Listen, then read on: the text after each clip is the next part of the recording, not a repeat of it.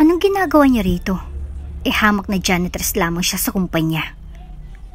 Pangungutya ng isa sa mga bisita. Tinerve na nandito siya.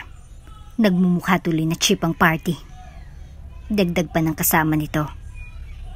Girl, wala kang karapatan na makilahok dito sa party. You don't belong here. Sigaw ng sekretarya ni Sir Blake. Lingid sa kalaman ni Lai, narinig ng matalik na kaibigan ni Blake ang mapinagsasabi nila kay Nara.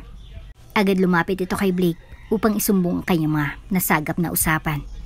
Tumayo mula sa kinaupuan si Blake.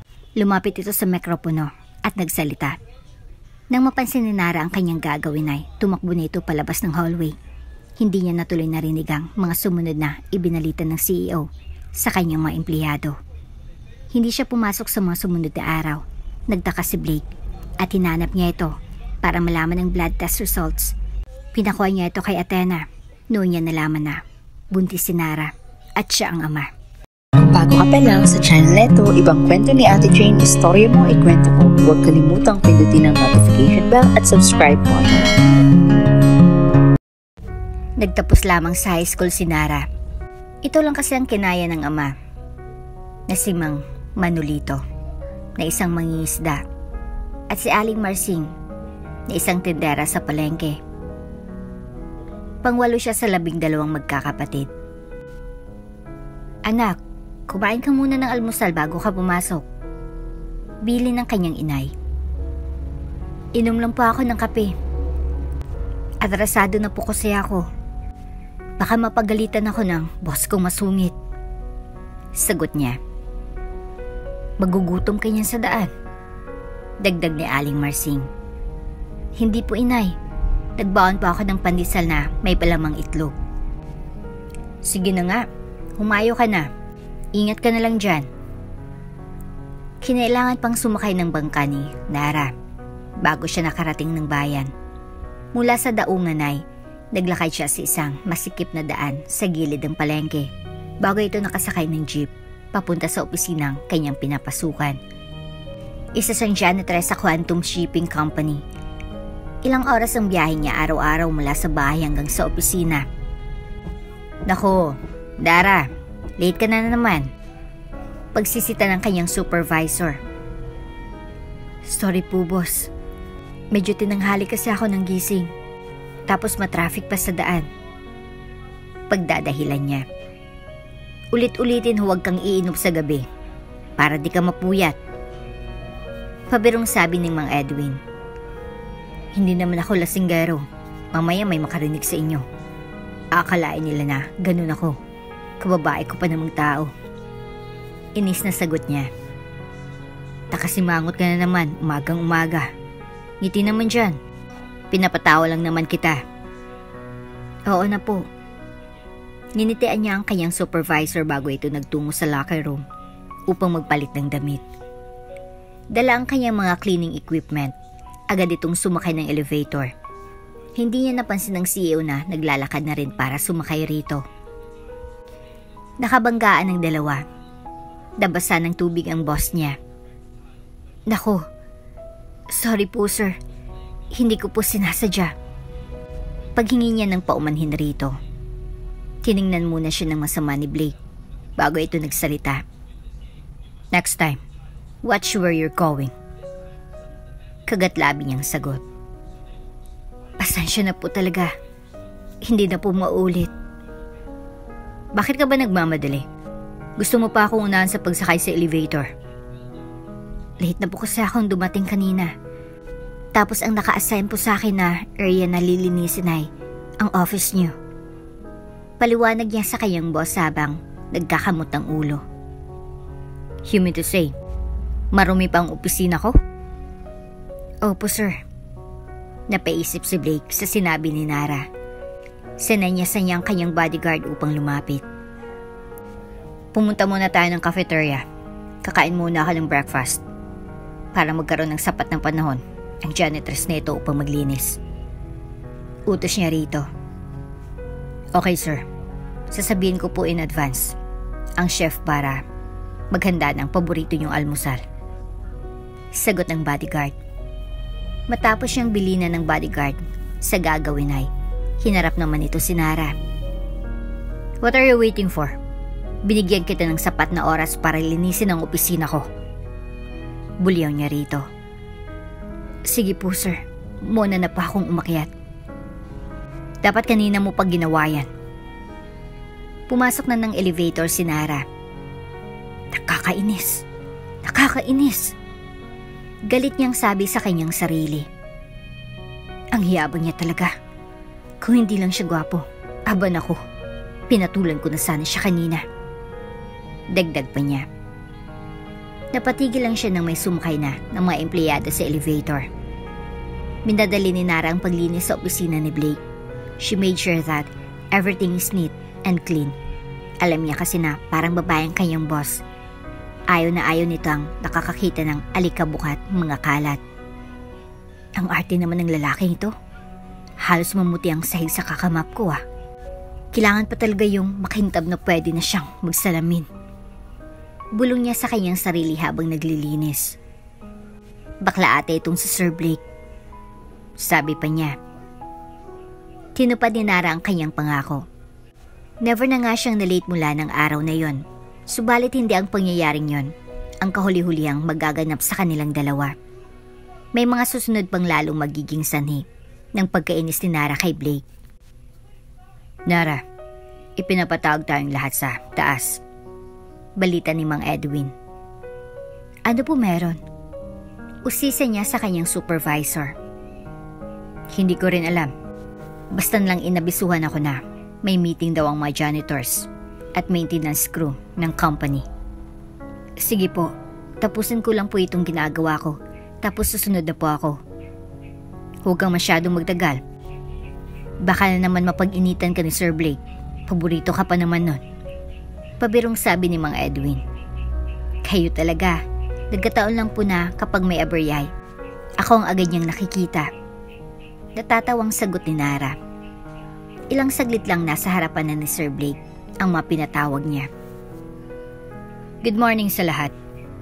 Gagawin ko lang mabilis ang lahat upang hindi kayo masyadong maabala sa trabaho niyo.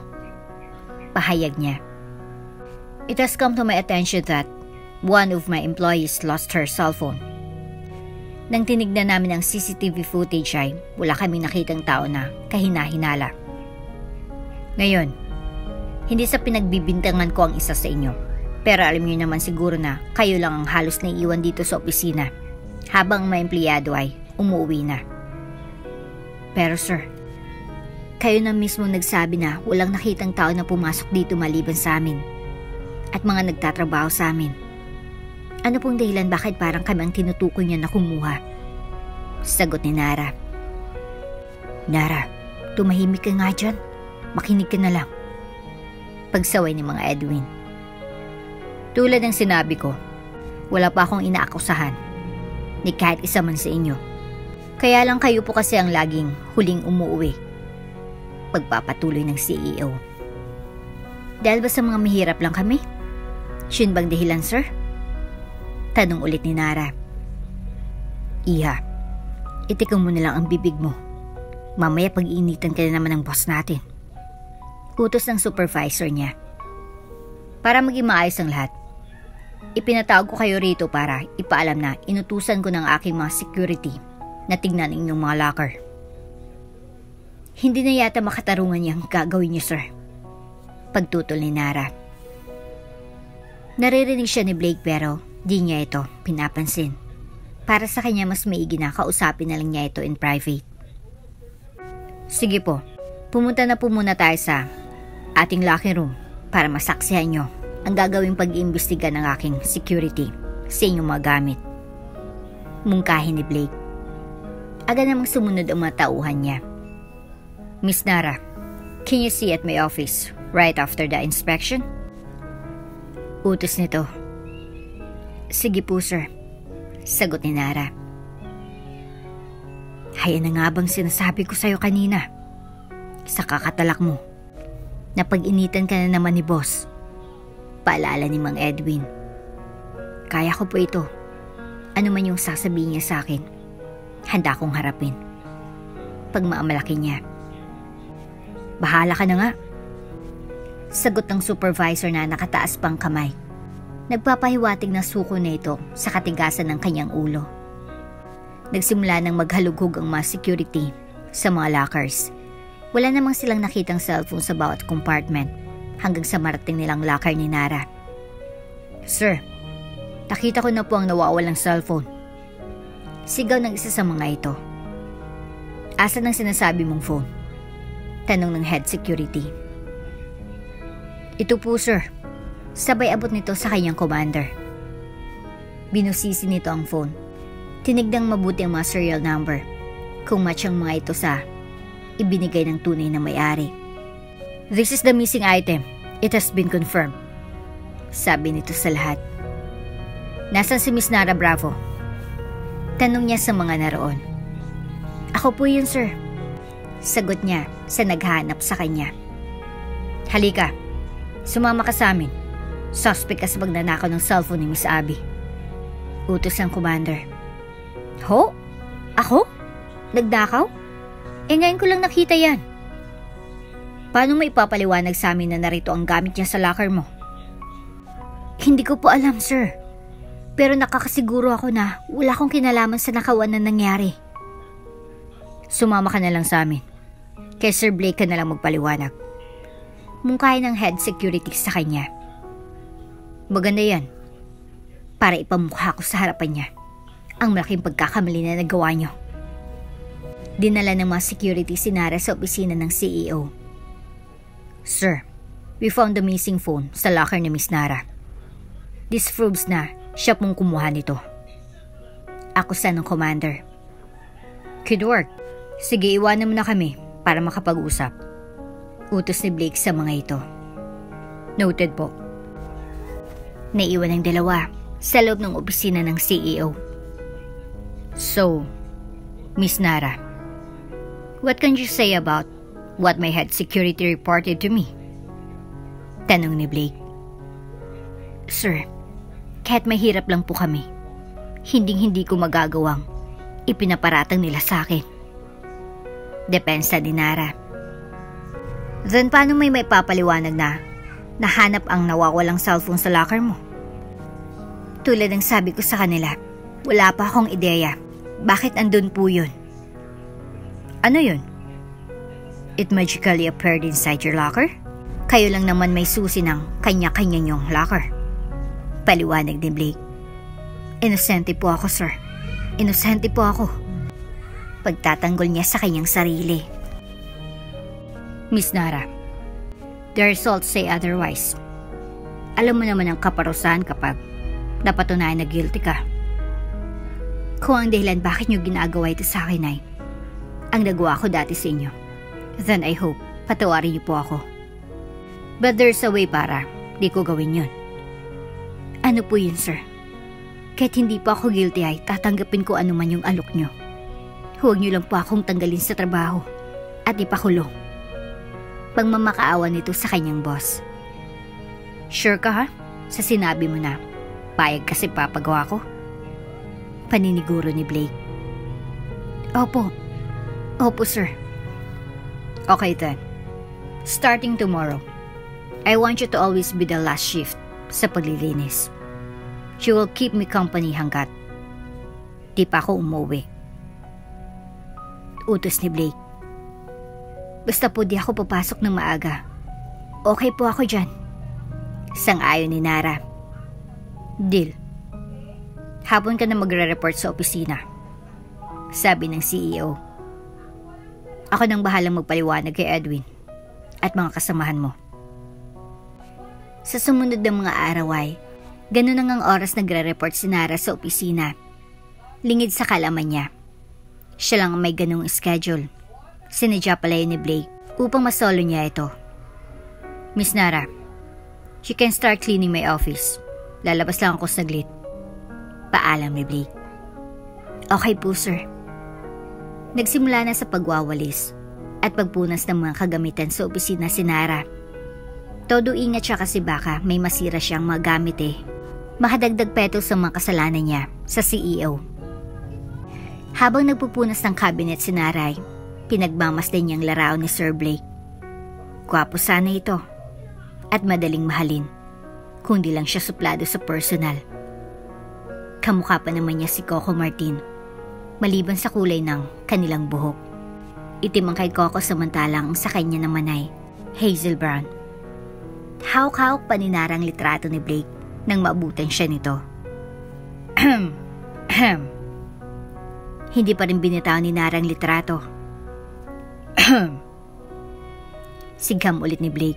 Saka lang napansin ni Nara na nasa likod na pala niya ito at pinagmamasdan siya sa kanyang ginagawa. Gwapo ba ako dyan? Pabirong tanong nito sa kanya. Opo sir. Ay, andyan na po pala kayo. Gulat na sabi ni Nara. Kanina pa po ako rito. Sagot ni Blake. Sorry po sir. Sagot niya habang mabilis na nilapag ang larawan kung saan niya ito dinampot. Tinawanan lang siya ng kanyang boss. Sa loob-loob naman niya ay naiinis siya sa ginawa nito. Para naman siyang bata. Wala namang nakakatawa sa ginawa ko Bulong niya sa kanyang sarili. May nagawa ba akong mali, Miss Nara? Usisa ni Blake na para bang nababasa niyang isip ni Nara. Wala po sir. Sagot naman ng magandang dalaga. Bumili pala ako ng ramen. Hindi ko alam kung anong flavor ang gusto mo kaya kumuha ko ng 2 na pwede mong pamilian. Sabi niya sa kanyang janitress. Kumain muna tayo. Baka kasi nagugutom ka na. Mungkahin nito. Inilapag ni Blake ang manabili niyang pagkain sa side table na nasa tabi ng bintana. Umupo na ito at sumunod naman si Nara. Dahil maliit ang mesa ay halos magkadikit na sila sa pagkakaupo. Inabot ng boss ang ramen sa dalaga. Magilong naman niya itong kinuha. Nagsimula ng kumain ng 2. Hindi ko alam na mahilig ka pala sa manghang na pagkain. Tanong ni Blake. Namana ko lang po ito sa aking itay. Isa po siyang Bicolano kaya para lang siyang kumakain ng candy kapag ngumuya siya ng sili. Pagkukwento niya. Dako, mabuti pa kayo. Kayang-kaya niyong kumain ng maanghang na ulam at sili. Pag ako yun, baka nahimatay na ako. Patawang sagot niya. Minang klase pala kayo Sir Blake. Ang tipo ko kasing lalaki ay yung kaya kong talunin sa contest ng pagkain ng sili. Dagdag ni Nara. Wawa. Malamang Arabong lahi ng lalaki na gusto mong mapangasawa. Ayaw ko nga sa mga ganong lalaki sir. Iyo, ang baho nila. Matibay sila sa pagkain ng maanghang na ulam. Lalong-lalo na sa pagmuya ng sili. Siyan ka nagkakamali sir. May mga Pinoy din na kaya yun, tulad ng itay ko. Sige na nga, agree na ako. Wala na talaga akong pag-asa na ibigin mo pa ako. Pabirong sagot ni Blake na siya namang ikinagulat ni Nara. Natigilan ito sa narinig at biglang nanahimik habang kumakain. Oh, napakaseryoso mo naman. Nagbibiro lang ako. Sabi ng CEO. Kasi naman, ang ganda po ng usapan natin tapos sasabihin niyo po yun. Dagdag ni Nara. Sorry na. Sige kumain na lang tayo para matapos mo na agad ang paglilinis mo sa opisina ko. Okay sir. Hindi na muli nag-usap ang 2. Pagkatapos siyang kumain ay ipinagpatuloy na rin ni Nara ang kanyang ginagawa kanina. Samantalang si Blake naman ay lumabas sandali ng opisina. Tapos na po ako. Napunasan ko na po lahat ng muwebles at nakapag-mop na rin po ako. Pagbabalita niya kay Blake. Great. Antayin mo na lang ako sa baba. Hatid na lang kita sa inyo. Utos ng kanyang boss. Po? Ihatid niyo ako sa amin? Yes. Tamang narinig mo, Miss Nara. Bakit may magagalit ba kapag ginawa ko yun? Wala naman po. Kaya lang nakakahiya po sa inyo. Ayaw ko lang naman na mapahama ka sa daan. Lalo na at babae ka. At gabing-gabi na. Pero ikaw po ang boss ko. Tapos ako na janitress niyo magkasama sa kotse niyo? Okay lang naman sa akin. Kaya magbihis ka na. At magkita na lang tayo sa baba. Sige sir. Sinabi niyo eh. Sa totoo lang ay kinikilig si Nara sa mungkahi ni Blake. Imagine mo kapag may nakakita sa kanila, baka isipin nila na syota niya ito na gusto naman niyang mangyari. Ilang saglit pa ay nasa loob na siya ng sasakyan ng kanyang boss. Mabango ang loob ng kotse. Simbago ng may-ari nito. Lalo pang na-inlove si Nara kay Blake. Saan ka nga pala nakatira, Miss Nara? Sa may Isla Monteverde po. Ha? Sasakay ka pa ng bangka bago ka makarating sa inyo? Opo. Huwag po kayo mag-alala, sir. Sanay na po ako magbiyahe kahit gabi. Saka marunong po akong lumangoy. Pahayag ng janitress. Okay. Sagot ng gwapong CEO. Maya't maya lang ay nasa tapat na sila ng Eskinita, patungo sa daungan ng mga bangka. Dito na po ako, sir. Paalam ni Nara sa kanyang boss. Teka, at sasama ako. Igigilid ko lang itong sasakyan. Sagot nito na ikinagulat naman ni Nara. Tinupad ni Blake ang kanyang sinabi. Sinamahan niya si Nara hanggat makasakay ito ng bangka. Binilin pa nga niya ito na mag-chat sa kanya kapag nakarating na siya sa bahay. Bagay na mas lalong nagpakilig kay Nara. Maya't maya lang ay nag-chat na si Nara. Andito na pa ako sa bahay. Salamat po sa paghatid sa akin kanina. Sabi nito kay Blake. Walang anuman. It's my duty to make sure that my employees go home safely. Sagot nito habang nagmamaneho sa kahabaan ng Marcos Skyway. Napaka-gentleman pala niya. Ang sweet pa sumagot. Bulong ng dalaga sa kanyang sarili. Nang gabing yun ay di siya makatulog. Laging sumasagi sa isip niya ang masandaling magkasama sila ng boss niyang, Chinito. Pakiramdam niya ay unti-unti nang nahulog ang loob niya rito. Samantala, nakarating na rin sa mansyon si Blake. Nagpahinga muna ito sa sala bago nag-decide na humiga. Malayo ang kanyang biyahe kanina kaya medyo pagod na ito. Subalit katulad ni Nara, hindi rin ito mapakali sa pagtulog. Iniisip niyang pag-uusap nilang dalawa kanina. Kung alam mo lang, Nara, everything was just a setup. Ginawa ko yun para mapalapit ka sa akin at mas lalo tayo magkakilala. And I like what I'm seeing right now. Sabi niya sa kanyang sarili. Kahit ganun ang nararamdaman ni Blake sa janitress ay hindi niya ito pwedeng ipaalam sa kanyang mga empleyado. Not that he is not proud of Nara. Hindi kasi magandang tingnan na pumatol siya sa isang katulad niya. Nara, can you stay at my office? Taong niya rito. Okay, sir. Magiliw na sagot ng dalaga. Sumunod agad ito sa kanyang boss. Next time, linisin mong mabuti ang opisina ko. Sigaw nito na ikinabigla ni Nara. Halos maiyak nga ito sa takot. Kita mo ito? May mga nagkalat na basura sa sahig. Pahayag pa nito. Sorry po. Hindi ko po kasi napansin kagabi. Pagdadahilan niya sa CEO. Well, then clean it. Utos nito sa kanya. Agad namang tumalima ang janitress. Sa kanyang isipan ay bigla itong napaisip. Kagabi lang. Ang sweet niya sa akin. Anong nangyari at ngayon naman ay halos kainin niya na ako ng buhay. May nagawa pa akong mali. Nagpatuloy ang ganitong eksena araw-araw. Sa hapon, parang tegre si Blake kung magalit kay Nara. Sa gabi naman, kung saan sila na lang ang naiwan ay napakalambing naman ito sa dalaga. Ayaw ko na. Pagod na ako sa ginagawa niya. Reklamo ni Nara. Kinagawa ko naman ng best ko. Bakit ganun pa rin siya makitungo sa akin? Nang gabing yun ay napagpa siya ng magandang dalaga na kumprontahin ng kanyang boss upang malaman ang dahilan bakit ganun na lang ang pakikitungo nito sa kanya. Sir, may gusto pa sana akong itanong sa inyo. Ano yun? The last few days po kasi, naging palaisipan po sa akin ang pagbabago sa pag-uugali niyo. Sagot ng janitress. Oh, that. I really owe you an explanation tungkol doon. Pahayag ng CEO. But before I do that, meron sana akong gustong ipagtapat sa'yo. Nagulat si Nara sa sagot ni Blake Magsasabi na ba ito na mahal siya nito? Itong gumugulo sa isipan niya ng mga oras na yon. Miss Nara, matagal ko nang itinatagong nararamdaman ko para sa'yo. Patatagalin ko pa sana ang pagtatapat ko sa'yo. Subalit tadhana na rin ang nagdikta. Naggawin ko na ito ngayon.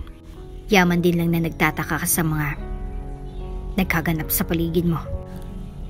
Pahayag ng binata. Mahal kita. Nung una pa lang na nagkita tayo ay nahulog ng damdamin ko para sa'yo. Sana'y matanggap mo ang pagmamahal na inaalay ko sa'yo. Dagdag pa niya. Lumapit si Nara sa binata. Niyakap niya ito ng mahigpit. Tanda na mahal na rin niya ito. Sir, I love you too. Wala akong nais pang makasama sa buhay, kundi ang katulad mo. Sagot nito. Hindi na nila napigilan ang kanilang mga damdamin. Naghalikan ng dalawa. At naganap ang maalab na pagsasanib ng kanilang katawan. Mahal na mahal kita, Nara. Pangako hindi kita pababayaan. I will always be there for you. Sabi ni Blake. Salamat sa pagtanggap mo sa akin sa buhay mo, Sir Blake. Ikaw din lang lalaking pag-aalayan ko ng aking pagkababae. Pahayag ni Nara. Buong gabi nilang pinagsaluhan ng kaligayahan na dulot ng kanilang pagmamahalan. Ganito nagsimulang pag-ibigan ni Nara at Blake. Walang ibang nakakaalam sa kanilang relasyon, kundi silang dalawa lang. Chinito at matikas na lalaki si Blake. Maliban sa mga katangiang ito ay matalino at mayaman pa ito, kaya't di nakakapagtaka na habulin siya ng mga babae. Hi Sir Blake, nice to finally meet you. Bati ni Rosana, isang CEO ng negosyo, nakatransaksi sa kalukuyan ng kumpanya ni na Blake. Hello there, Miss Rosana. Salamat at pinaunlakan mo ng aking imbitasyon. Sagot nito. It's my pleasure na pumunta rito at makausap ka. Please have a seat at simulan na natin ang usapan ukol sa merger ng ating mga kumpanya. Bilang gentleman, hinila niyang upuan para kay Rosana. Nagustuhan nito ang kanyang ginawa at bigla na lang niyang hinawakan ang braso nito. Nakita ni Nara ang mga pangyayari. May naramdaman siyang kirot sa kanyang puso. Gusto niya sanang sumigaw o magwala kaso hindi niya ito magawa. Nakakainis ka, Blake. Hindi ko alam kung sinasadya mo ito para pagsilosin ako o dahil babaera ko lang talaga. Inis na bulong ng dalaga sa kanyang sarili. Humanda ka sa akin mamayang gabi. Pag hindi ko nagustuhan ang paliwanag mo, tapos ng lahat sa atin. Dagdag pa niya.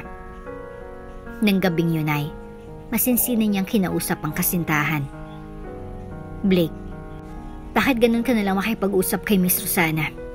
Kulang na lang ay halikan mo siya sa kanyang mapupulang labi. Usisa ni Nara. Nagsiselos ka ata, mahal?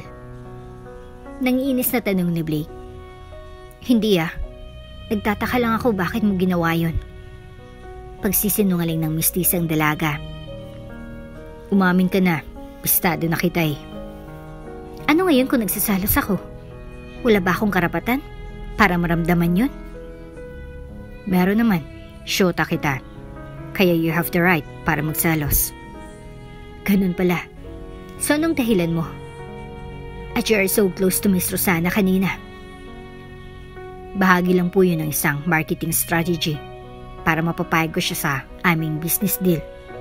Walang personalan po. Di ako naniniwala. Ang sabihin mo, likas na sa iyo ang pagiging chick boy. Pagtataray ni Nara. Hay nako, tigilan niyo na po ang pagsaselos. My heart only belongs to you. Ito, buksan mong puso ko.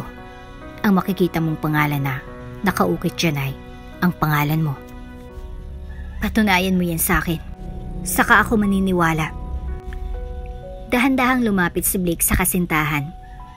Hinalikan niya ito sa balikat at hinarap ito sa kanya. Agad niya itong hinalikan sa labi. Nanaig ang pagmamahal nila sa isa't isa. Muli nilang pinagsaluhan ang bawal na pag-ibig. Makara ng ilang buwan, isang gabi ay kinausap si Nara ng kanyang ama. Anak, may nabanggit sa akin ng iyong ina tungkol sa oras ng pagpasok mo sa trabaho. Mukha kasing kakaiba ito para sa isang janitress. Nagtaka ako nang sabihin niya ito sa akin. Kaya't minabuti ko nalang natanungin kita. Sabi ni Mang Manolito. Hindi ko na po kasi nabanggit sa inyo ang totoong dahilan bakit naging ganun po ang schedule ko sa trabaho. Ayaw ko na kasi mag-alala kayo para sa akin. Sagot nito sa kanyang ama na noon ay nakaupo sa bangko na nakaharap sa may bintana. May dapat ba kaming malaman anak na dapat namin ikabahala? Nagsimula nang magkwento si Nara sa kanyang ama. Ngunit nang mapatunayan ko na wala akong kasalanan ay agad naman siyang humingi ng tawad sa akin. Bilang tanda ng kanyang pagsisisi ay binigyan niya ako ng schedule para di daw ako masyadong mahirapan sa aking trabaho. Pagtatanggol sa naging desisyon ng kanyang boss. Bukod pa roon ay hinatid niya pa ako tuwing uwian sa may sakayan. Sinisigurado po niya na nakakauwi pa ako ng ligtas. Dagdag pa niya. Sobrang bait pala ng amo mo. Ngayon lang ako nakakita ng ganyang may-ari ng malaking kumpanya na pagkakaabalahan pang ihatid pa uwi ang isang hamak na janitress na katulad mo anak. Sigurado ka ba na pagmamagandang loob lang ang ginagawa niya? Tanong ng ama. May dapat ka pa bang ipagtapat sa amin? Sabi naman ni Aling Marsing na noon ay kakatapos lang maghugas ng kanilang pinagkainan. Ho? Wala po inay, itay.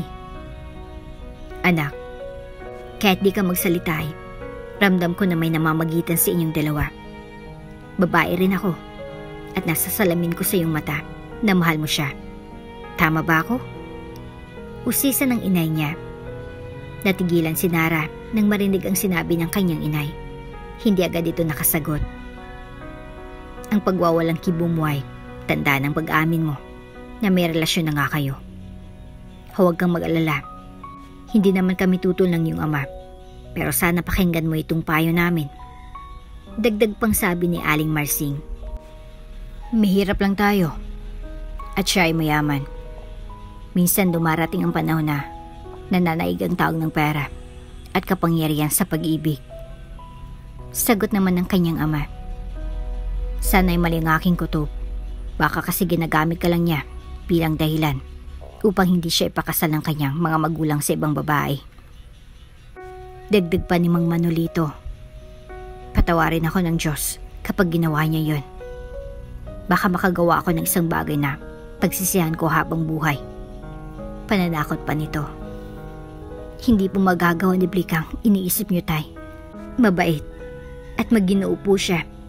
Iba siya sa mga mayayamang kakilala niyo na mapang-abuso sa kapangyarihan.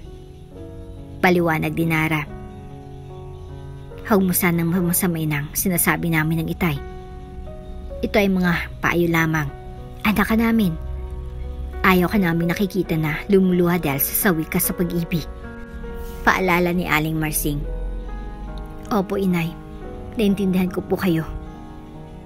Sang-ayon ng dalaga. Upang mawalang haka-haka namin ng iyong inay ukol sa pagkatao ni Blake. Marapat lang naman siguro na hilingin namin sa iyo na makilala siya ng personal. Mungkahi ng kanyang ama. Nag-isip ng mabuti si Nara bago ito sumagot. Siyempre, ikagagalak niya po na makilala kayo. Hayaan niyo po, sasabihin ko sa kanya agad para malaman ko pong kailan siya pwedeng pumunta rito. Maganda kung ganon. Magiging masaya kami ng inay mo kapag nangyari yon. Sabi ng kanyang ama. Matapos siyang kausapin ng kanyang mga magulang, agad niyang tinawagan ng kanyang kasintahan. Ipinagtapat nito ang pagnanais ng kanyang itay at inay na makilala siya. Hello Blake? Kinausap lang ako ni itay at inay kanina lang. Gusto nila na makilala ka. Balita niya sa kanyang boyfriend. Sige, walang problema sa akin. Kailan nila gusto akong pumunta dyan? Tanong nito. Salamat mahal. Sa lalang madaling panahon daw. Okay. Ayusin ko lang schedule ko for this week. Para libre na ako over the weekend. Asahan ko yan ha. Paglalambing niya rito. Oo naman. Ikinagagalak ko na makilala na sa wakas ang mga magulang mo na magiging magulang ko na rin balang araw. Hindi makatulog sa sobrang kaligayahan si Nara. Iniisip niya ang paghanda niya para sa pagdalaw ng kanyang CEO na boyfriend sa kanilang bahay. Ano kayang isusuot niya sa araw na yun? Anong mga putahe ang lulutuin nila ng inay niya? Bulong niya sa kanyang sarili habang nakahiga sa kanyang kama na nakatanaw sa mga bituin na kumukuti-kutita sa di kalayuan. Sa kabilang banda, malalim naman ang iniisip ni Blake habang nakaupo ito sa kanyang minibar at umiinom ng whiskey. Mahal na mahal ko si Nara, ngunit may dapat pa siyang malaman ukol sa aking totoong pagkatao. Kapag ipinagtapat ko ito sa kanya, maaaring maging sanhi ito ng pagkawasak ng aming relasyon. Sabi niya sa loob ng kanyang isipan. Naputo lamang ang kanyang pagmumuni-muni nang biglang tumunog ang kanyang cellphone. Tumatawag ang kanyang daddy. Hello, Dad? Oh, iho, mabuti na lang. At naabutan pa kitang gising. Sabi ni Marcel, ang matandang mayaman na nagmamayari ng pinakamalaking car dealership sa Cebu. May mahalaga po ba kayong sasabihin? Naiinis na sagot ni Blake. Nothing. Mangumusta lang sana ako tungkol sa nalalapit na magpapakasal niyo ng anak ng kumpare ko na si Sofia. Oh, that. Huwag ka pong mag-alala. Itutuloy ko pa ang pag-iisang dibdib namin. Hindi po ako tumatalikod sa aking mga pangako. Nagpapaalala lang ako, anak. Huwag mo sanang mamamasamain ang ginagawa ko. Nagpapaalala? O kinakabahan ka na?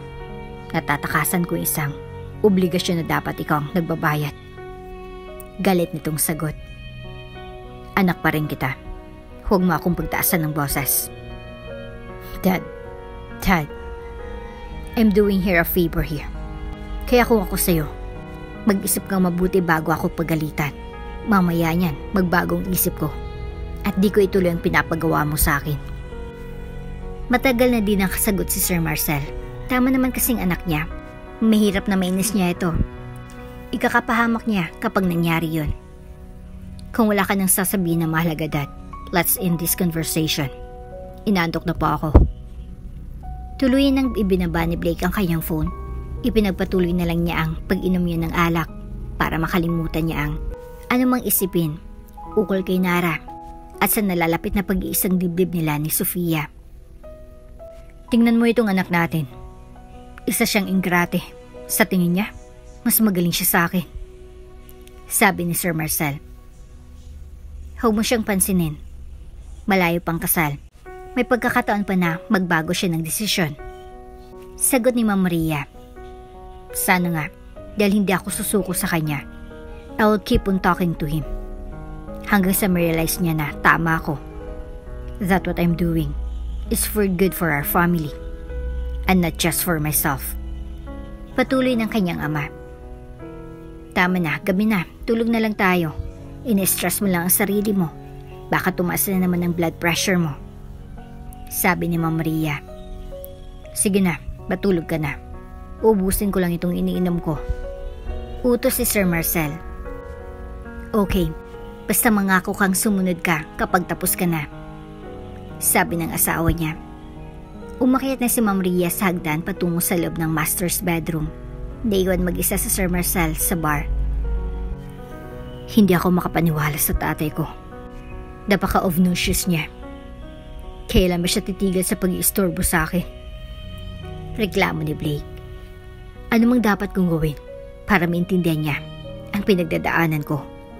Akala ko pa naman makukuha ko siya sa side ko kasi lalaki din siya.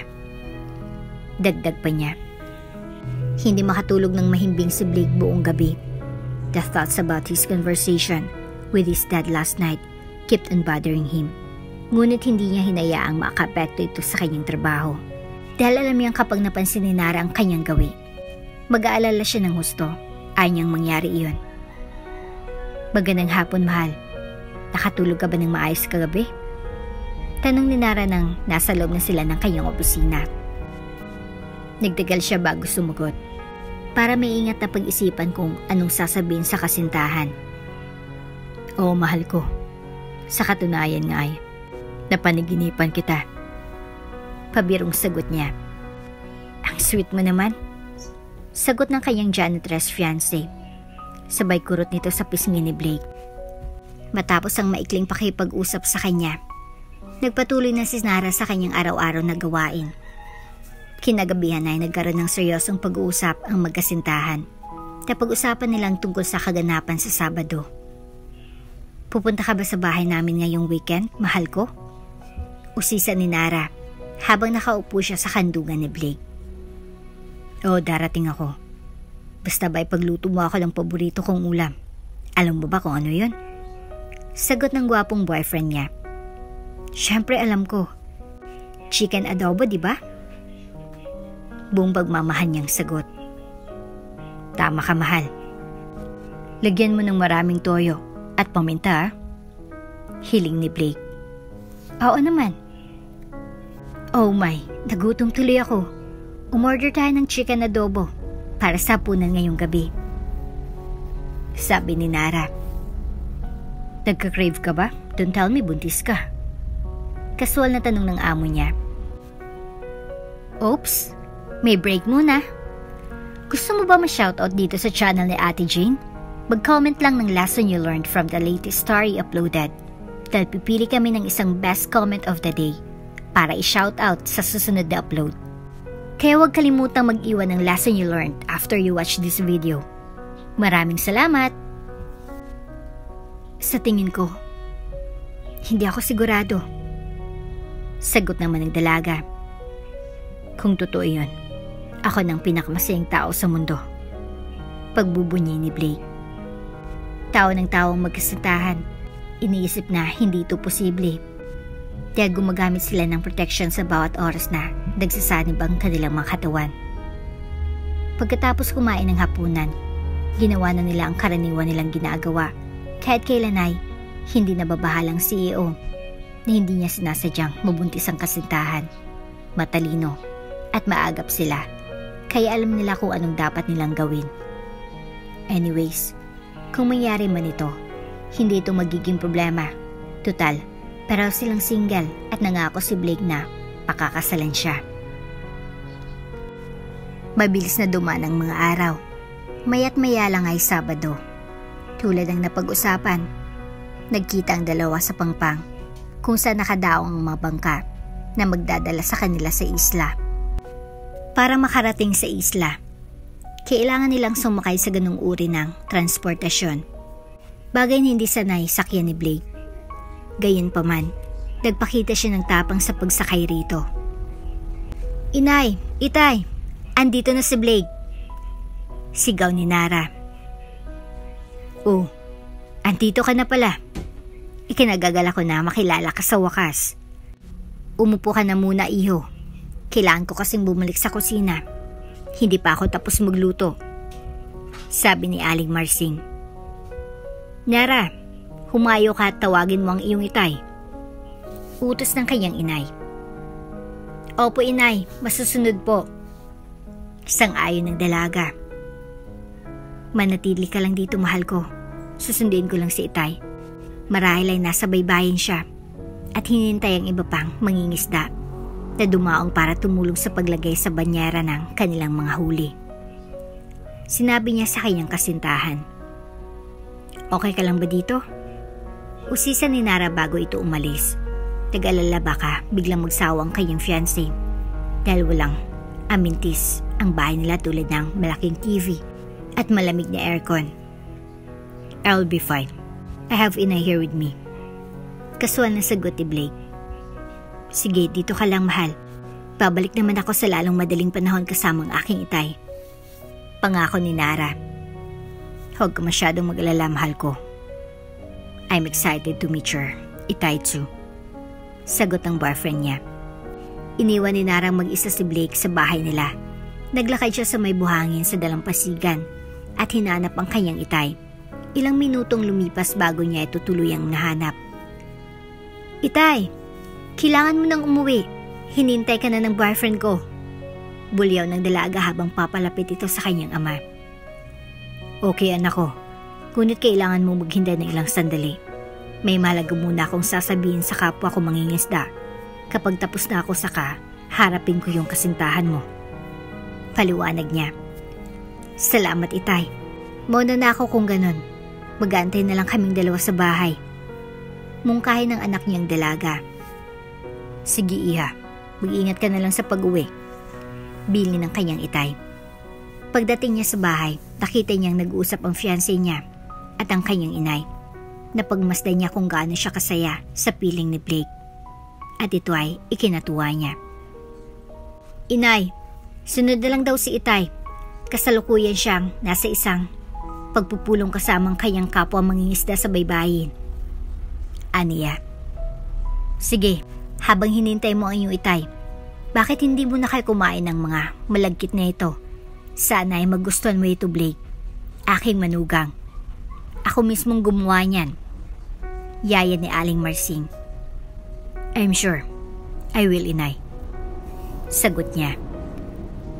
Umupo ang magkasintahan sa hapagkainan at sinimulang kainin ang inihanda ng kanilang inay para sa kanila. Ipinagtimpla pa niyang mga ito ng black coffee para hindi sila mauhaw. Mainam kasing kasama ng kakaninang kaping barako. Nasarapan si Blake sa kanilang kinain. Nakarami nga ito. Ngayon lang kasi siya nakatikim ng ganung uri ng merienda. Mahal, ang sarap magluto ni Inay. Ikaw ba ganun din? Pabirong tanong nito kay Nara. Wow ha? Hindi pa nga niya natitikman ng chicken adobo ko ay nilalait niya na ako. Sagot niya na umastang nagtatampo. Eto naman, di na mabiro. Sorry na. I know you're a good cook too, like Aling Marsing. Ay, Inay pala. Sagot ng kasintahan. Apology accepted. Pero kailangan mo akong bilhan ng ice cream mamaya. Utos ni Nara. No problem, mahal. Sana sinabi mo kanina para nakabili na tayo. Mamaya na lang. Paghatid ko sa'yo. Mungkahi ng dalaga. Maya't maya lang ay dumating na si Mang Manolito. Nadatnan niyang magkasintahan na nagbibiruan sa salas kaya't medyo nag-ibang timpla ng mukha nito. Magandang hapon po. Bati ni Blake sa kanya habang kinukuha ang kamay nito upang magmano. Kawaan ka ng Diyos. Mupo ka na, iho. Sabi ng Itay ni Nara na normal ang dating. Nara anak, asa ng inay mo?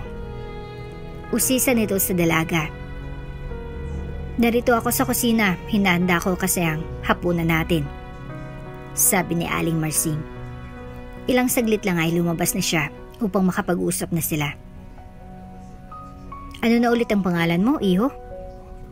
Pag-umpisa ni Mang Manolito. Blake po.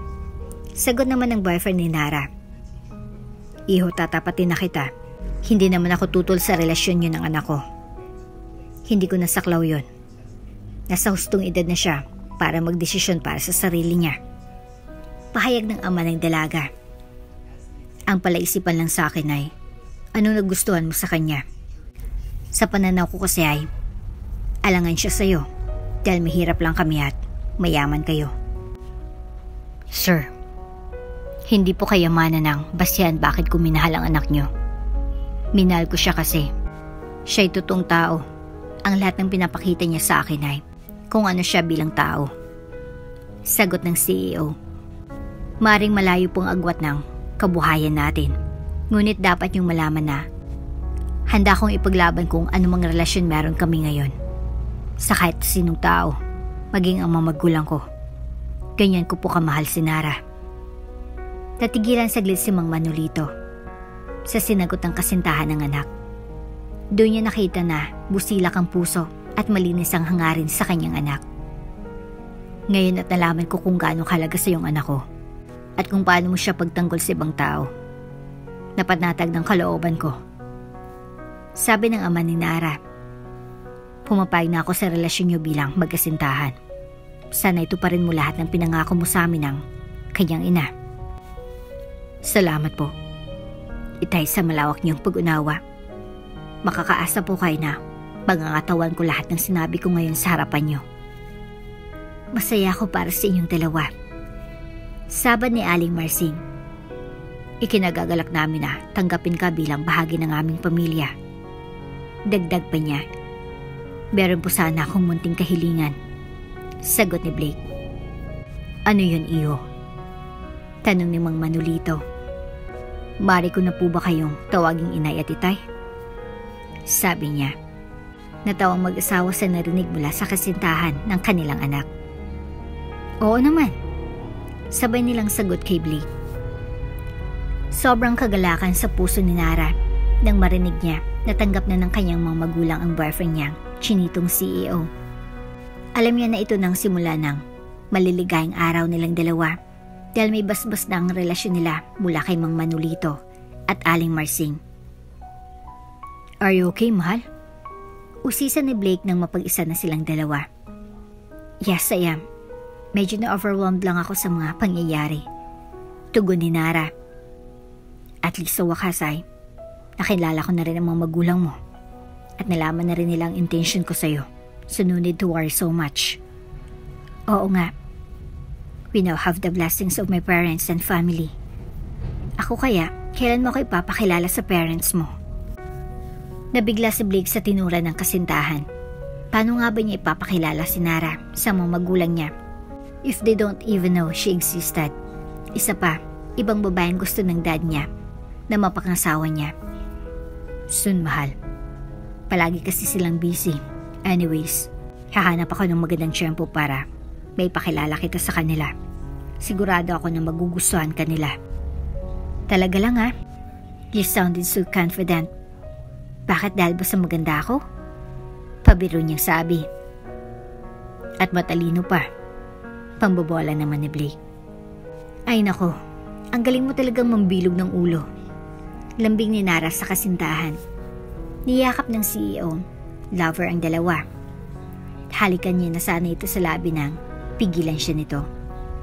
Ipinaalala na nasa bahay nila sila at wala sa opisina.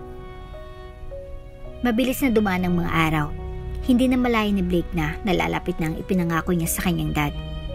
Napag-anonsyo niya sa publiko ng engagement nila ni Sofia. Labag man sa kalooban niya na ito ay hindi niya maaring suwayin ng kanyang daddy. Malilintikan siya rito at mawawalan sila ng negosyo. Meaning, he will no longer be a CEO. At the while, matagal na pala siyang namamanga sa dalawang bigo. Ang isa ay tunay niyang mahal. Samantalang pangalawa ay babaeng pilit na ipinapakasal sa kanya ng ama. Hindi na sana malalaman pa ni Nara ang tungkol kay Sofia, subalit sadyang mapaglaro ang tadhana. Naglilinis na ng opisina si Nara at nasa bahagi siya malapit sa conference room kung saan naroon si Sir Blake. Nang marinig niya itong may kausap sa telepono, nabigla siya sa sinabi ng kanyang boss. Oh Dad, mangyayari ang gusto nyo. Tuloy ng engagement party namin ni Sofia bukas. I have made the necessary engagements. Sabi niya na medyo masama ang loob. Great, salamat at naliwanagan na rin ang isip mo. We will be there bago magsimula ang engagement party. Sagot ng kanyang daddy. Okay, I will be waiting. Sabihin niyo na lang ako agad regarding the exact time of your arrival para magawa ko yung necessary preparations at mapusundo ko kayo sa airport. Oo naman, iho. Sige Dad. Kailangan ko nang putulin itong tawag. Medyo hapon na. Kailangan ko nang umuwi. Baka di ko na kasi abutan ng mall to check on the engagement ring na pinagawa ko. Paalam nito. Alright anak, see you soon. Bigla na lang tumulo ang mga luha ng kanyang mga mata. Grabe siyang nasaktan sa mga pangyayari. Parang gusto niya nang magpatiwakal ang mga oras na yun. Minabuti na lang niyang lumayo sa lugar na yun. Ayaw niya munang makita man lang o makausap si Sir Blake ng mga sandaling yun. Subalit sadyang mapaglaro ang tadhana. Aalis na sana siya nang biglang bumukas ang salamin ng pintuan. Nara? Andito ka pala? Tanong ng CEO. Yes sir. Kararating ko lang po. Pagsisinungaling niya. Okay. Sagot naman ni Sir Blake. Kabado sa maaring marinig ni Nara. Pwede na po ba akong maglinis sa loob ng conference room, sir? Usisa nito upang mabasag ang nakakabinging katahimikan sa pagitan nilang dalawa. Yes, okay na. Maaari ka nang pumasok. Utos nito kay Nara. Agad naman siyang tumalima para maumpisa niya na ang dapat niyang at gawin. Hakbang na sana ito papasok nang bigla na lang nagdilim ang kanyang paningin. Nahilo siya at muntika nang matumba at tumamang ulo sa sahig. Salamat na lamang kay Sir Blake na maagap siyang nasalo nito sa kanyang bisig. Nara! Nara! Nag-aalalang tawag nito habang niyuyugyug ang kanyang mga pisngi na noon ay namumutla. Tumawag kayo ng ambulansya. We need to bring her to the hospital. Utos ng CEO sa ilang mga trabahador na naroon pa. Yes, sir. Sagot ng isa sa kanila. Binuhat ni Sir Blake si Nara at dinala niya ito sa loob ng conference room upang ipahiga sa sofa na naroon. Nagtaka ang lahat sa ginawa ng CEO. Maya't maya lang ay dinala na sa hospital si Nara. Kinailangan na kunan siya ng blood test upang malaman ang sanhi ng kanyang pagkahilo. Iniwan muna siya ni Sir Blake kay Athena, isa sa mga tauhan nito. Take care of her. Kung ano man ang kailangang bayaran, itawag mo na lang sa akin. Nagmamadaling bilin nito. Yes, sir. Ako na pong bahala kay Nara. Sagot ng empleyado. Tuluyan nang umalis si Sir Blake. Bakit kaya ganun na lang ang pag-alala ni Sir Blake kay Nara? Nagtatakang tanong niya sa sarili. Ilang minuto lang ay okay ng kalagayan ni Nara. Pinabalik na lang sila kinabukasan para sa resulta ng blood test. Sinabihan niya si Athena na kaya niya nang mag-isa. Pinagbigyan naman siya agad nito dahil ayaw niya ring maabala. Nang sumunod na gabi ay engagement party na ni Sir Blake, imbitado ang lahat ng empleyado ng opisina. Naroon din si Nara na hindi mawari ang nararamdaman na sakit sa kanyang puso. Pinagtinginan siya ng mga naroroon. Anong ginagawa niya rito eh? Hamak ng janitress lamang siya sa kumpanya. Pangungot niya ng isa sa mga bisita. Tinerve na nandito siya. Nagmumukha tuloy cheap ang party. Dagdag pa ng kasama nito. Girl, wala kang karapatan na makilahok dito sa party. You don't belong here. Sigaw ng sekretary ni Sir Blake. Lingid sa kalaman nila ay narinig ng matalik na kaibigan ni Blake ang mga pinagsasabi nila kay Nara. Agad lumapit ito kay Blake upang isumbong ang kanyang mga nasagap na usapan. Tumayo mula sa kinaupuan si Blake. Lumapit ito sa mikropono at nagsalita. Nang mapansin ni Nara ang kanyang gagawin ay tumakbo na ito palabas ng hallway. Hindi niya tuloy narinig ang mga sumunod na ibinalitan ng CEO sa kanyang mga empleyado. Sinabi nito na hindi niya na itutuloy ang engagement niya kay Sofia dahil sa galit. Inatake sa puso si Sir Marcel na ikinamatay nito. Hindi pumasok si Nara ng mga sumunod na araw. Nagtaka si Blake at hinanap niya ito para malaman ang blood test results. Pinukuha niya ito kay Athena. Noon niya nalaman na buntis si Nara at siya ang ama. I can't believe this. Isa na pala akong ama. Bulong ni Blake sa kanyang sarili. Hindi man lang nabanggit ng mahal ko na buntis na pala siya. This explains bakit siya nagka-craving ng mapagkain ng mga nakaraang buwan. I can't push through sa kasal namin ni Sofia. Si Nara ang mahal ko at ama ko ang dinadala niya. Siyang dapat kong makasama habang buhay. Ipinatawag ng CEO si Athena, hoping na masagot niya kung nasan siya ngayon. Miss Athena, alam mo ba kung nasan si Nara sa ngayon? Tanong niya sa kanyang empleyado. Wala pa akong ideya, sir. Ang balita ko po ay pinalay siya ng itay niya nang malaman na buntis siya. Sagot nito. Nalaman na ba ng itay? Sinong ama nang dinadala niya? Ang dinig ko po ay yung boyfriend niya. Boyfriend? May boyfriend si Nara? Nagkunwari si Blake upang malaman niya hanggang sa nang balitang kumalat sa opisina. Opo sir, mayaman daw ito. Bakit kailangang palayasin siya ng tatay niya kung pwede naman na hanapin nila ang kanyang kasintahan at subukan ng sabihan nito na panugutan si Nara? Yun din nga po ang pinagtataka ko. Mukha kasing fake news ang narinig ko. Hindi kaya mas pinili ni Nara ang magpakalayo sa kanila upang makaiwas ng pagchismisan siya? Maari. Kung sakaling may karagdagang impormasyong masagap ukol sa kanya, pwede mo ba akong sabihan? Oo naman po. Sige, Miss Athena, makakaalis ka na.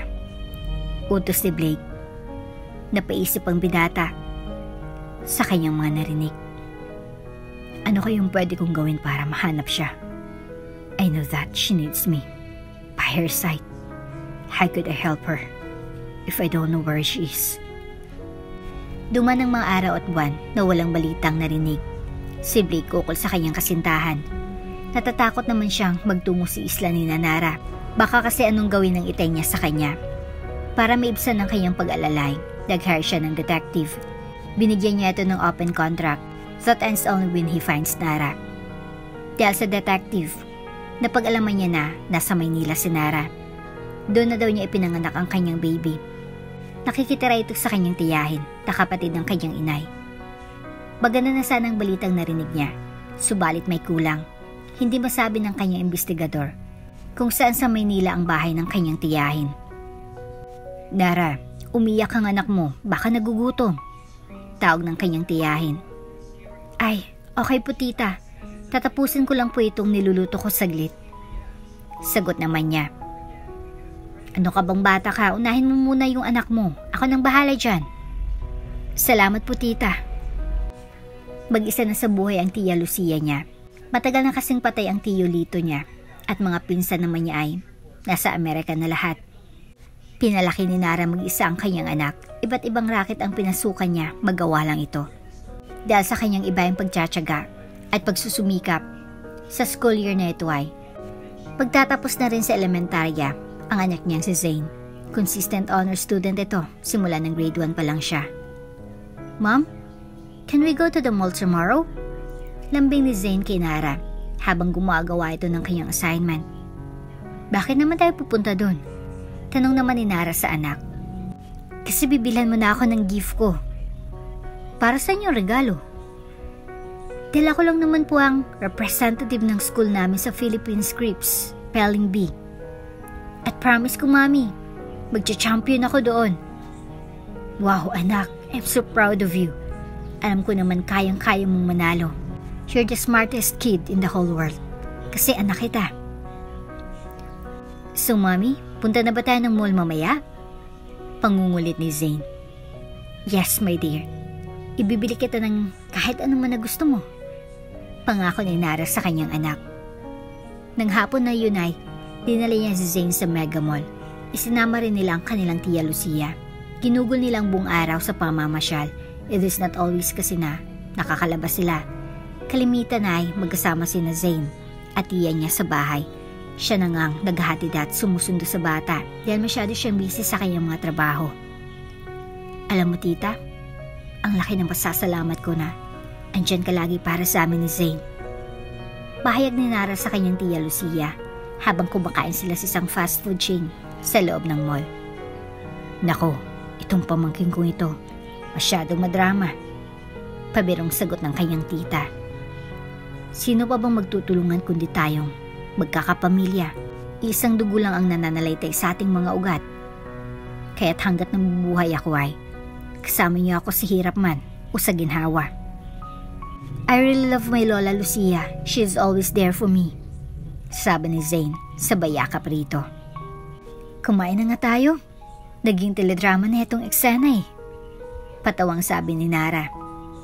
Nag-training mabuti si Zane para sa Spelling Bee. Determinado siya talagang maging champion. Gusto niya na maging proud ang mama Nara at Lola Lucia sa kanya. Dumating ng araw ng kompetisyon, nag-leave muna sa trabaho si Nara para masama ng kanyang anak. Lingid sa kalaman nila, isang sorpresang naghihintay. Good morning everyone. Welcome to Philippine Scripps Spelling Bee Elementary Edition. National level. Bati ng dalawang MCs ng programa. Alam mo bakit? Nakita ko to sa backstage ang mga contestants natin. They all look so serious. Wika ni Jong. Tama ka naman dyan. Isipin mo lang ang prize ng champion na nagkakalaga ng 1 milyon ay syempre gagawin mong lahat para manalo. Agree ako dyan, Kat. Hindi lang yan. Sadya atang napaka-generous ng ating main sponsor. Sagot ni Jong. Bakit mo naman nasabi yan, Jong? Usisa ni Kat. Imagine mo, they're even giving the school where the child studies a computer package with worth 15 million pesos. Wow, talagang ang bonggang sponsor na yan. Siguro it's bad, proper na, pasalamatan natin sila. Yes, Kat. In behalf of the Philippine Association of Spellers, we would like to thank Quantum Tech, especially to its owner Sir Blake Matras. Nagulat si Nara sa kanyang narinig. Tama ba na kumpanya ng daddy ni Zain ang main sponsor ng Spelling Bee? Tanong niya sa kanyang sarili. Ibig sabihin nun, nasa venue si Blake upang mag-award ng championship trophy at ang cash prize nito. Dagdag pa niya. Nagsimula ng paligsahan. Makaraang ilang minuto ay natapos ang round 1. Pasok si Zain sa next round. Maraming contestants na agad na na-eliminate. Out of 128 ay 100 na ang naiwan. Nalagpasan naman ni Zain ang round 2. 83 contestants na lang ang natira. Naspell ni Zain ng tamang 10 English words sa round 1 at 5 naman sa round 2. Ang round 3 ang magdetermina sa top 3 na siya namang maglalaban-laban para sa championship round. Likas na genius ang anak ni Nara at Blake. Siyang unang nakausad sa championship round. Naiwan ng 3 pang contestants para sa tiebreaker questions. Nag-break muna si Zain para makapagpahinga. Ang galing mo naman, Zain. Bati ng isa sa kanyang katunggaling babae. Thanks. Ikaw din na. You wouldn't get this far if you're not good. Sagot niya. By the way, my name is Leia. Pagpapakilala nito, sabay abot ng kamay. Nice meeting you, Leia. Sabi ni Zain habang kinakamayan niya ito. What school are you representing pala? Usisa ng anak ni Nara. My school's name is the East Asia Academy. How about you? I'm representing the Philippine International School of Makati. Sagot naman ni Zain. Oh, ngayon ko lang narinig ang school na yan, pero I am sure magagaling ang mga students dyan, tulad mo. Napangiti na lang si Zain sa sinabi ni Leia. Napansin niya kasi na her eyes are twinkling with excitement habang malagkit na nakatidig ang mga mata nito sa kanya.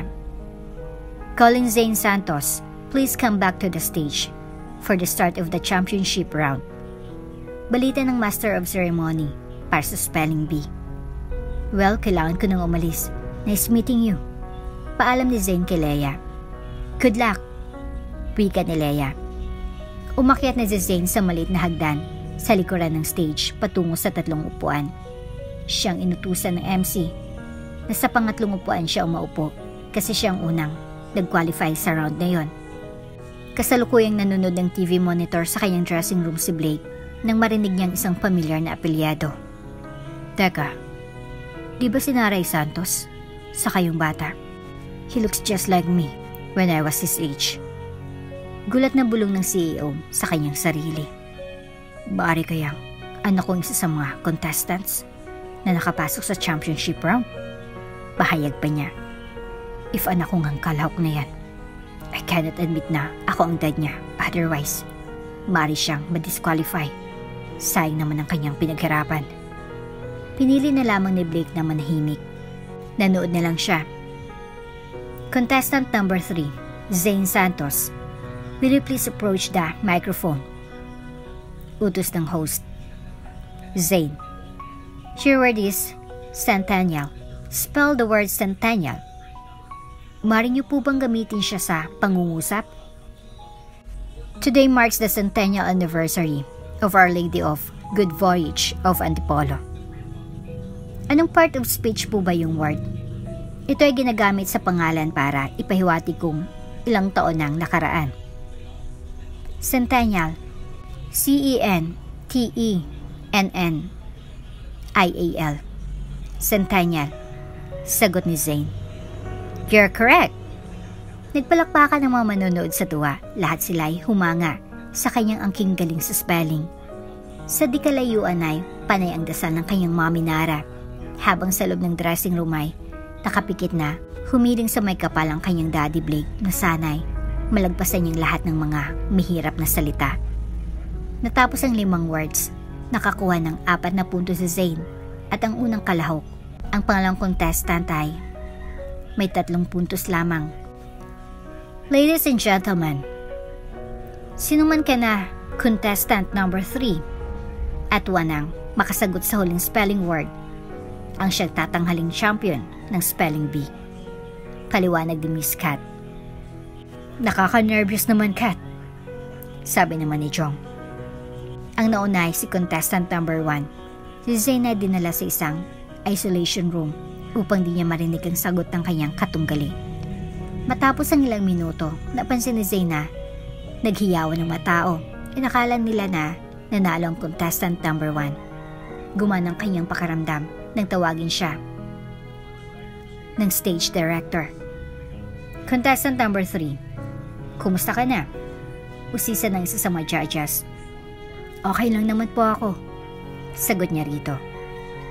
Bago ko ibigay ang word na spell mo, maari ko bang tanungin, kanin mo inaalayang yung victory? Siyempre kay Mami Nara ko po. I love her so much. This is for you, Mom, sigaw niya. Kay Lola Lucia din po. She also took good care when my mom is not around, sabi pa niya. Natuwang magtita sa narinig. Naiyak si Nara.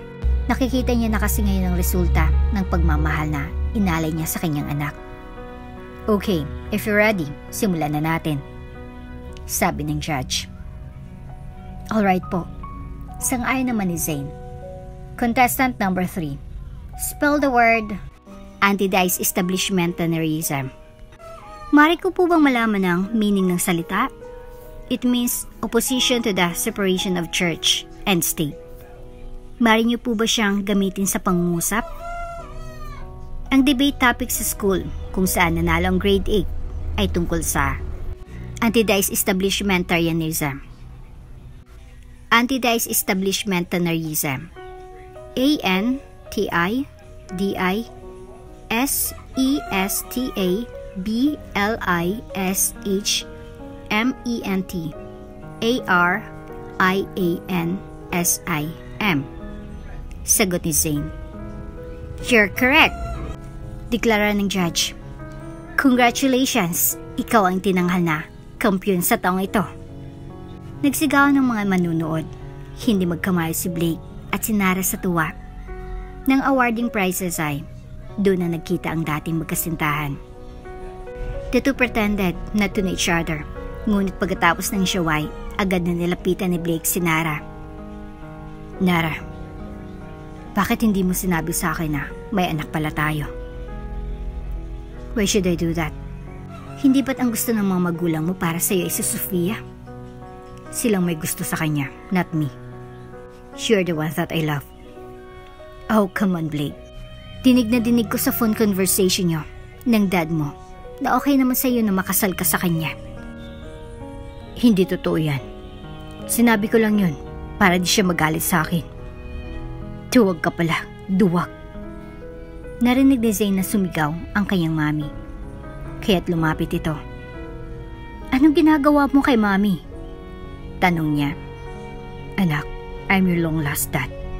Sagot naman ng CEO. I don't believe you. Mami Nara said na patay ng dad ko. Bigla na lang nanlumo si Blake sa narinig. Believe me, son. Ako ang dad mo.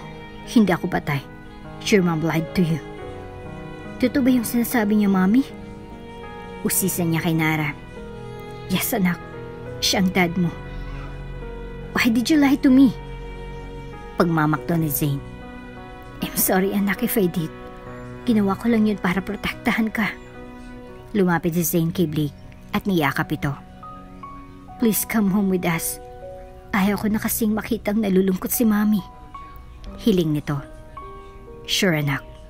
Junay, kung okay lang kay Mami Nara mo. Dinala ni Blake ang kanyang mag-ina kasama si Tita Lucia sa kanilang mansyon na ngayon ay pagmamayari niya na pagkatapos mamatay ang kanyang mga magulang. Ngayon si Zane ay nasa high school na at si Nara naman ay katuwang niya na sa pagpapatakbo ng kanilang kumpanya.